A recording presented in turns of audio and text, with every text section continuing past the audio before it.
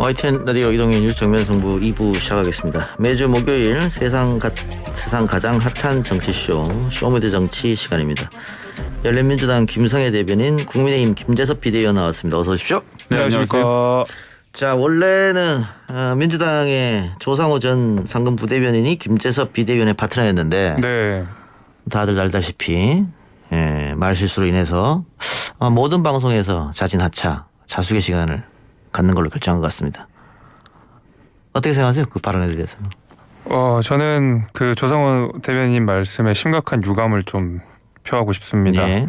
사실 그 해당 발언 이후에도 자신의 입장이 틀리지 않았다는 태도는 더욱 그 비판받아 마땅하다고 생각을 하는데, 결국 사과했어요. 네, 뭐 물론 그렇지만 그러니까 그 사과의 진정성이라는 것에 대해서 저희가 이 지적을 할 수밖에 없는 것이요. 사실 그 알아본 바에 따르면 천안함장 같은 경우에는 장병들이 다 구조되는 것까지 끝까지 기다렸다가 마지막에 구조되셨다고 알려 있고, 되려 자신은 그 배와 함께 운명을 같이 하려다가 부하 장병들의 거의 뭐 강제로 끌려서 구조가 되었 이후에 거의 뭐 죄책감으로 살아가셨다고 알고 있습니다. 그 이후에도 이제 진급에서도 배제되고 지원 부재로 쫓겨나듯이 이제 전보가 되었는데 결국 또 진급하지 않았냐, 뭐 이런 비판에 대해서 역시 그 천안함장이 진급 대상자가 아닌 사람들을 진급시켜주고 일찍 그 전역시킨 것이라는 것을 모르는 데서 저는 비롯됐다고 말씀을 드릴 수가 있을 것 같고요. 그 함장님 같은 경우에는 자기가 쫓겨나듯이 전역을 하게 되면 그 북한 잘못이 아니라 우리 해군 장병들이 잘못해서 일어난 사건들이라고 보일까 봐 온갖 수모 중에서도 해군에서 복무를 하셨다고 합니다. 그래서 국민을 대신해서 누군가 죽었고 그리고 또 누군가 희생하는 일을 했다 그러면 최소한 그 때문에 우리가 평화를 누리고 사는 우리 국민들 입장에서는 감사해야 마땅하다고 생각하고요. 그 저는 이제 뭐 어쨌든 천안함 유공자들의 명복을 빌고 그 유가족께도 심심한 위로의 말씀을 전하고 싶습니다. 예, 김성애 대변인 앞으로 잘 부탁드리겠습니다. 네. 자, 천안함 관련 이야기가 나왔으니까 뭐 일단은 당 대표가 사과를 했고 조상호 전 부대변인도 사과를 했는데, 민주당 입장은 뭐 지금 현직도 아니고 뭐 물러난 자연인 상태에서 발언했기 때문에 당 차원에서 사과가 옳으냐 뭐 논란이 있었습니다. 결국 뭐 당 대표가 사과해서 마무리한 것 같아요. 했는데 이준석 후보가 국방부 앞에서 시위를 벌이고 있는 천안함 생존 장병과 유가족을 만났죠? 네. 설명해 주세요. 저는 뭐 마땅히 해야 될 일이라고 생각합니다. 그게 뭐 단지 뭐 당직이 있고 없고 여부를 떠나가지고 정치인이라고 하면 어떤 국민이 그에 대해서 가슴 아파하고 그에 대해서 정치권에 불만을 갖고 있다고 하면 어디든지 찾아가서 거기에 공감을 해야 된다고 생각하고요. 실제로 이준석 후보, 제가 아는 이준석 후보는 마음이 좀 여린 사람이기도 합니다. 그래서 당시에 그 박원순 시장 돌아가셨을 때도 막 거의 이제 그 대성통곡을 했었고, 그 노회찬 대표 그 빈소에서도 이제 오열을 하고 이제 그랬거든요. 그래서 그런 아픔에 대해서는 적극적으로 공감을 하는 사람이기 때문에 이번에도 그런 차원에서 아마 이해해 주시면 좋을 것 같습니다. 예, 자, 송 대표가 사과를 했는데 김성애 대변인님, 그 지금까지 송 대표가 대표가 되고 나서 소득주도 성장이 실패했다 이야기하고, 조국 전 장관에 대해서 대국민 사과하고, 이번에 또 사과를 하고, 권익위가 통보한 12명 탈당 권유하고, 이게 너무 중도만 바라본다. 지지층들이 지금 굉장히 실망감에 쌓여 있다. 이런 지적이 있거든요. 집도끼 놓치고 어떻게 선거 이길 수 있느냐, 이런 지적 어떻게 보십니까? 그럼에도 불구하고 뭐 이번 선거는 1대1의 싸움으로 치러지게 될 가능성이 높은 상태에서 민주당이 좀 더 낮은 자세를 취할 필요 있다 생각을 하고요.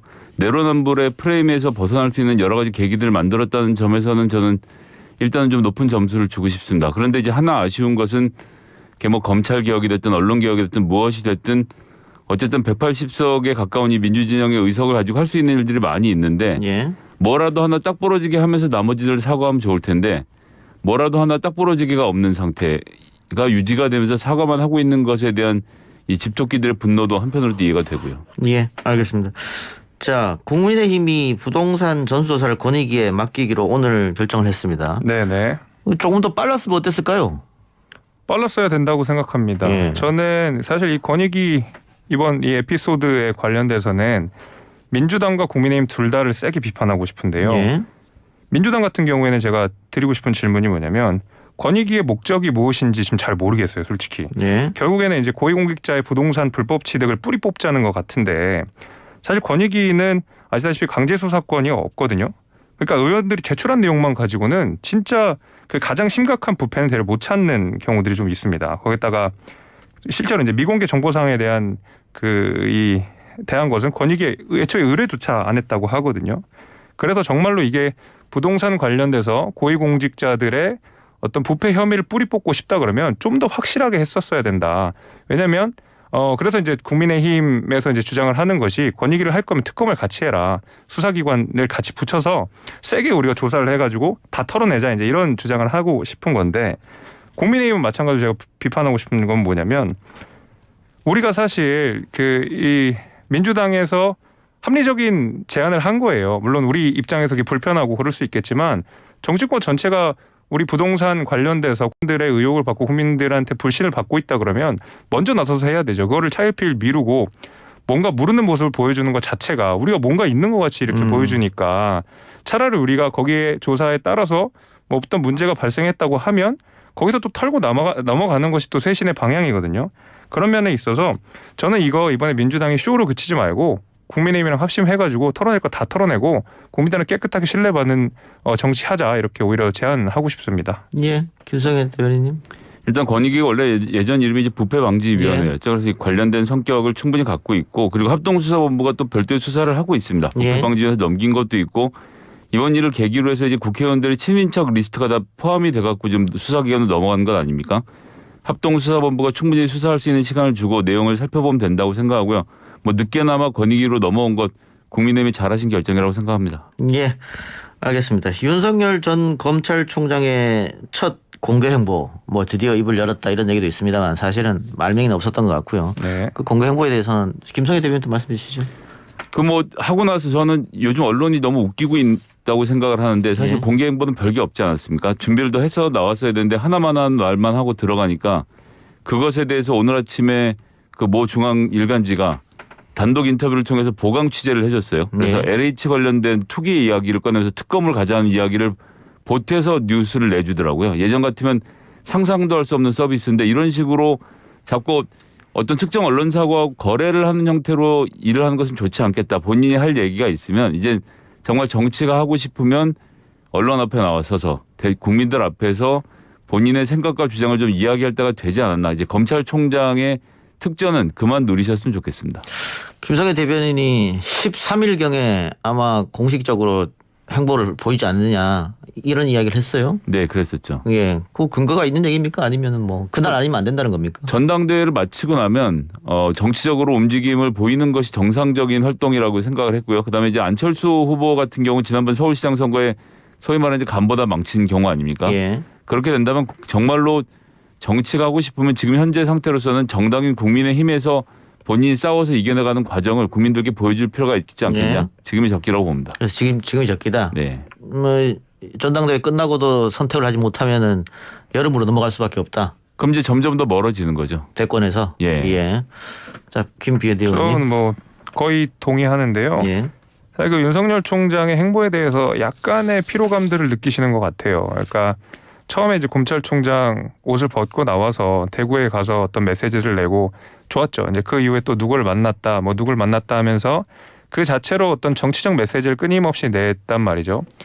그러나 단 한 번도 검찰총장으로서 그리고 검찰총장 퇴임 이후에 본인이 어떤 정치인으로서 단 한 번도 자기의 메시지를 시원하게 내본 적은 없는 것 같아요. 예. 최근에 뭐 윤석열 관련된 기사들이 쏟아져 나오긴 했지만 결국 다 전원의 형태로 전해지고 예. 있거든요. 누군가의 말에 의해서.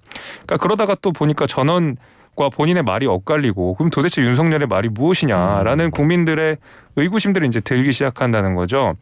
그래서 우리가 소위 말하는 걸 메시지 정치라고 하잖아요. 계속 메시지만 내고 뭐 어떤 행보를 보여주고 정치적 액션이 수반되지 않은 상황에서 이런 정치적 메시지만 내는 것은 이제 어느 정도 쿨타임이 찼다. 이제는 정치적 액션을 구체적으로 보여주고 속 시원하게 자신의 비전과 철학을 얘기해서 국민들을 설득할 때가 된 것이지 이제 누군가의 입을 빌려서 이야기를 하거나 누군가를 만나는 것으로서 간접적으로 그의 정치적 행보를 유추하게 하는 것은 저는 국민들이 충분히 납득하시기는 어려울 것 같다라고 저는 생각합니다.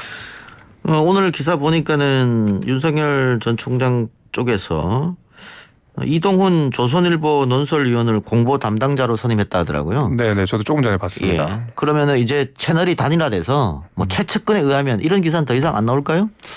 저는 아닐 거라고 생각을 하는데, 그 윤석열 총장이 측근이라는 사람들이 너무 요새 많잖아요. 예. 그러니까 정말 공식적으로 이 사람이 최측근이다라고 임명한 상황이 아니고, 결국 그것도 이 사람이 내 최측근이다, 이 사람의 말이 나의 말이다라는 공신력 있는 액션이 있어야지만이 실제로 뭐 최측근의 말이라고 믿을 수가 있는 것이지, 계속 윤석열 측근의 보도에 의하면, 윤석열 측근의 보도에 의하면 이렇게 계속 나오거든요. 예. 그래서 이제는 좀 속 시원히 본인이 말씀을 하실 때가 됐다, 저는 그렇게 봅니다. 그 늦게 등장하면 할수록 본인한테 유리하다 이렇게 판단할 수도 있지 않을까요? 뭐 검증 회피 차원에서 어떻게 보세요?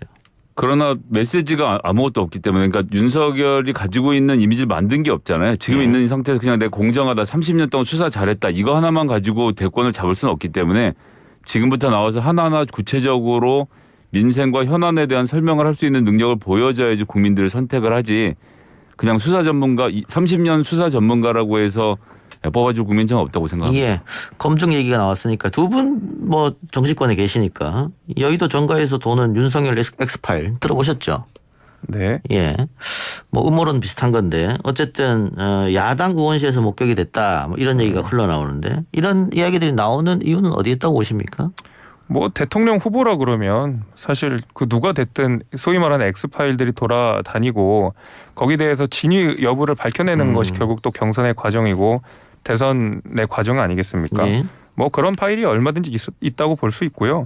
저는 그거 극복하는 거 역시 대통령이 돼가는 자질이라고 생각을 하고, 온갖 비난과 뭐 의혹 속에서 그것을 어떤 식으로 유연하게 대처하느냐, 뭐 이것이 또 하나의 또 우리 국민들이 지켜보는 바가 아닐까 싶어서요. 잘 예. 뭐 대처하겠죠. 뭐. 예. 자, 김 대변인님. 예, 저는 뭐 엑스파일 존재하고 안 하고는 별로 중요하지 않다고 생각하고요. 제가 직접 본 것도 없고, 하지만 뭐 많은 의혹들이 지금 제기가 되고 있지 않습니까? 제기된 의혹들에 대해서 지금까지는 특히나 10원 한 장 발언 같은 경우도 이제 옮겨서 한 다음에 문제가 되니까 그것은 아니고 손해 끼친 적이 없다라고 이제 물러서는 이런 것들이 자꾸 논란을 키우고 있기 때문에 어쨌거나 좀 대중들 앞에 나와서 하나씩 공개해서 이야기할 필요가 있을 거라고 생각하고요. 엑스파일의 존재, 글쎄 뭐 이렇게 네거티브로는 선거를 이기기가 어렵겠지만 하여튼 파헤칠 건 분명히 좀 파헤쳐 봐야 된다고 생각합니다. 예. 이준석 돌풍이 불고 있는 가운데 하태경 의원도 대선 출마한다 이런 보도가 나왔는데 뭐 아무래도 이준석 돌풍을 좀 신경 쓰면서 하는 발언인 것 같기도 하고요. 어떻게 보세요? 근데 그 하태경 의원 같은 경우에는 그 전에도 대선 출마한다고 얘기했었었고, 예. 이준석 후보도 뭐 하태경이랑 관계 어떻게 하느냐 이제 막 이런 얘기 나왔을 때 하태경은 대선 후보 나오면 되지 않느냐 이런 얘기를 실제로 한 적도 있었어요. 그래서 이게 뭐 오늘 어제 일은 아닌데, 다만 이제 이준석 후보와 하태경 의원 간의 관계를 국민들이 많이 알고 계시고 두 사람이 굉장히 정치적 활동을 같이 많이 했잖아요. 그리고 비슷한 메시지를 내왔고요. 예. 그래서 그 둘 간의 친소 관계를 대부분 아는 상황에서 다음 주면은 어쨌든지 간에 차기 지도부의 첫 주가 되는 것인데, 만약에 지금 상황이라 그러면 이준석 후보가 될 가능성이 되게 높은데, 그것을 전제로 대선 후보를 하겠다고 하는 것은 아무래도 이준석 돌풍을 타겠다는 의도가 아니냐라는 의심을 받을 수는 있죠. 근데 뭐 의심을 받든 안 받든 저는 그건 크게 중요한 건 아닌 것 같고요. 예. 뭐 의심을 받아도 뭐 그게 오비일학이라고 굳이 뭐 거기 아니면 아닌 대로 뭐 당당하게 얘기하면 될 것 같고요. 뭐 본인이 대선을 나가고 싶다 그러면 당당하게 나가시면 되겠다. 저는 그렇게 생각합니다. 예, 대선 얘기 나왔으니까 국민의힘의 잠룡 중에 한 명이죠. 원희룡 제주지사. 일본 원전 방사능 오염수 정책 협약식 때문에 이재명 지사와 제주도에서 함께 행사를 하기로 했는데 코로나 문제로 오지 말라 이렇게 얘기했단 말이에요. 그런데 원희룡 지사는 코로나랑 관계없이 서울 제주를 계속 왔다 갔다 하고 있어요. 그래서 이건 견제 아니냐 혹은 내로남불 아니냐 이런 지적이 있어요. 저는 이거 사실 이재명 지사 다른 편이지만 좀 괜찮다고 좋았다고 생각합니다. 예. 그러니까 특히 그 메시지를 보니까 어쨌든 간에 뭐 납득하기는 어렵지만은 상대 지자체장의 결정을 존중한다라고 해서 예. 그 지자체의 권한과 어떤 그 지자체장으로서의 권위를 좀 지켜줬다고 생각을 해가지고요. 어떤 정치적 이해관계를 떠나서 저는 이렇게 상대방을 인정하고 같은 지자체장으로서 서로 간의 권한과 권리를 이렇게 지켜주는 방식은 저는 굉장히 보기 좋았다고 생각합니다. 예. 또 특히 이제 방역이라고 하는 것이 대단히 예민하고 제주도가 또 방역에 관해 굉장히 신경을 많이 쓰고 있는 상황이기 때문에 저는 뭐 그런 이번 행보는 굉장히 칭찬하고 싶다. 뭐 이렇게 이재명 지사는 생각합니다. 그렇다 치고 원지사의 행보도 괜찮다고 보십니까? 저는 뭐 아니 본인이 이제 방역이라고 예. 분명히 메시지를 내셨으니까 예. 방역 때문이라고 저는 그거 존중합니다. 예, 김 대변인님. 아니 2, 3일에 한 번씩 서울 올라오셔서 그 혼자 오시는 것도 아니고 수많은 소형원들 끌고 다니시면서 지금 방역 때문에 그것도 경기도지사 포함해서 10명이 제주도 내려가는 게 방역에 문제가 생긴다고 말씀하시는 것 자체가 좀 저는 옹색하다라고 생각을 하고요. 최근에 또 뭐 이제 기본소득 관련돼서 이제 기생충이라는 단어까지 써가면서 좀 말을 심하게 하신 것 때문에 저하신 건지 아니면 경기도의회, 제주도의회 거기다가 경기도까지 한편 이거 본인만 소외당한다고 생각해서 하신 건지 모르겠지만 예. 예, 오염수 문제는 좀 이거 같이 대응해야 되는 거 아닙니까? 여기서 여야를 가르는 건 좀 전 너무 옹색한 것 같습니다. 예, 알겠습니다. 다른 주제로 넘어가 보죠. 오늘 민주당 부동산 투기가 추가 주택 공급 대책을 발표했는데 혹시 김 대변인 내용 알고 계십니까? 예, 일단 집을 살 때 내가 10%를 내고 그리고 시공사에서 10%를 내고 80%를 장기 대출을 받아서 10년 동안 집을 살아본 다음에 그 집이 마음에 들면 분양가로 다시 살 수 있는 이런 정책을 만든 겁니다. 이렇게 해서 40호 정도를 공급하기로 했고요. 이게 뭐 좀 간단하게 말씀드리면 주택 협동조합을 만드는 것이거든요. 그래서 이것의 또 좋은 형태는 시행사랑 이 계약자가 같이 수익을 나눈다는 것이고 시행사 입장에서는 사실 파이낸싱 준비하는 게 가장 큰 일인데 이 협동조합이랑 대출을 은행에서 받아서 진행하면 시행사도 굉장히 편하게 할 수 있기 때문에 이 송영길 인천시장 시절에 해봤던 전례도 있고요. 이거 뭐 해보면 되게 좋은 정책이라고 생각하고 우리나라의 협동조합 형태의 같은 이자를 내는 이런 아파트들 주택 공급 정책 환영한다는 입장을 일단 말씀드리겠습니다. 예. 누구나 집 5.0 그 말씀 있죠? 신혼부부 및 생애 최초 주택 구입자가 집값의 6에서 16%로 10년간 장기 임대 거주한 후에 최초 입주시 가격으로 분양받을 수 있도록 설계됐다. 어쨌든 뭐 공급 대책의 일환이니까 좀 지켜보고요.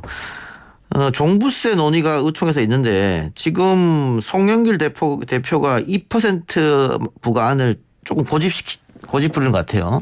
지난번 해서 예. 부결이 됐죠. 예. 그리고 사실 민주당 내에서 반대가 많고요. 2%냐 3.6%냐인데 사실 뭐 민주당 입장에서 솔직하게 얘기하면 이렇게 종부세 내시는 분들이 주요 본인들의 유권자 지지층은 아니잖아요. 예.